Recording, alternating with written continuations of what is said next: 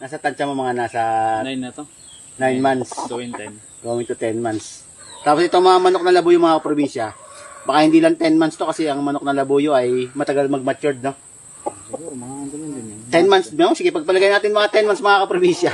Ayan, kung marunong talaga kayo tumingin ng manok na labuyo mga kaprobinsya, isang tingin mo pa lang, alam mo na.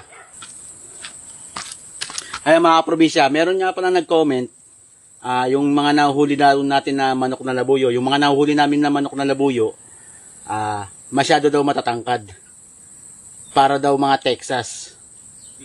So ito mga kaprobinsya, natatawa lang ako, hindi ko man siya inaano na, siyempre yun ang kanyang paningin. Siyempre yung mga ibang mga hunter talaga, yung mga marunong talagang tumingin mga kaprobinsya, alam na alam nila kung manok na labuyo ba. Kasi ang camera ko mga kaprobinsya, ano to mukha lang siyang malaki sa camera, pero sa personal, maliit. So pagkukumparahin natin, yung manok ni Adobar na Texas, tsaka itong aming nahuli na manok na labuyo na si Alamid.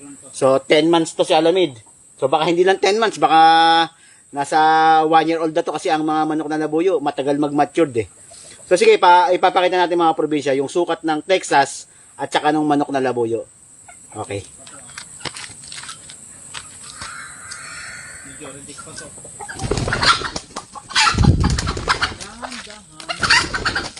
Dahan-dahan lang pala.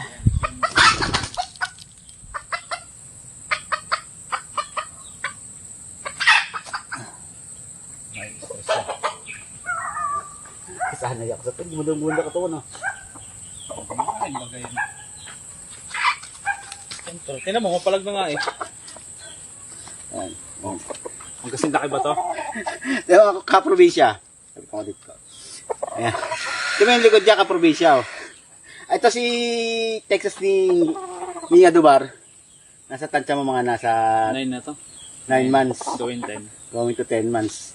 Tapos itong mga manok na labuyo mga probinsya, baka hindi lang 10 months to kasi ang manok na labuyo ay matagal mag-matured, no? Siguro, mga ganun din yan. 10 months, no? Sige, pagpalagay natin mga 10 months mga kaprobinsya. Ayan, kung marunong talaga kayo tumingin ng manok na labuyo mga kaprobinsya, isang tingin mo pa lang, alam mo na. Kasi yung camera nga natin na medyo may diferensya nga kasi malaki siya sa video. So kaya sa camera. Ayan. So nilalayo. So gaano kalaki ayan? Magkaparas pa. Kaparehas ba yan mga kaprobinsya? So yan lang mga kaprobinsya. So yeah, shoutout sa nag-comment sa'yo ha. Nakalimutan ko na yung pangalan eh. So hanapin ko yung pangalan niya. Ayan, shoutouts po sa'yo. Ayan. Magandang araw po sa inyo lahat mga kaprobinsya.